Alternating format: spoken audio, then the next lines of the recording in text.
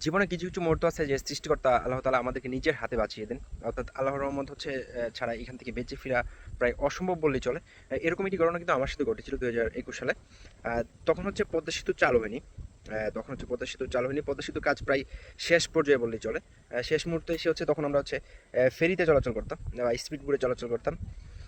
ঠিক হচ্ছে করোনার শেষ সময়টুকুতে এসে যখন হচ্ছে লকডাউন পরে ৩য় দফায় বা ২য় দফায় হবে সেটা। তখন হচ্ছে আমি ঢাকা থেকে হচ্ছে সরি খুলনা থেকে হচ্ছে ঢাকা এসে চট্টগ্রাম যাবো ঢাকা হয়ে। তখন আমি হচ্ছে চট্টগ্রাম থেকে যখন আমি আবার খুলনাতে ব্যাক করবো, তখন হচ্ছে আমাকে হচ্ছে একটা স্পিড বোটের টিকিট কেটে দেওয়া হয় অফিস থেকে। তখন আমি সেই স্পিড বোট দিয়ে আমি যাইনি। তার অন্যতম কারণ হচ্ছে চা খাওয়া, যেহেতু আমি চা খেতে খুব বেশি পছন্দ করি। তো চা খাওয়ার উছিলায় হচ্ছে আমি সেই স্পিড বোটে যাইনি। তার পরবর্তীতে আমি হচ্ছে ফেরি দিয়ে পার হয়েছি একজনকে ধরে রিকোয়েস্ট করে।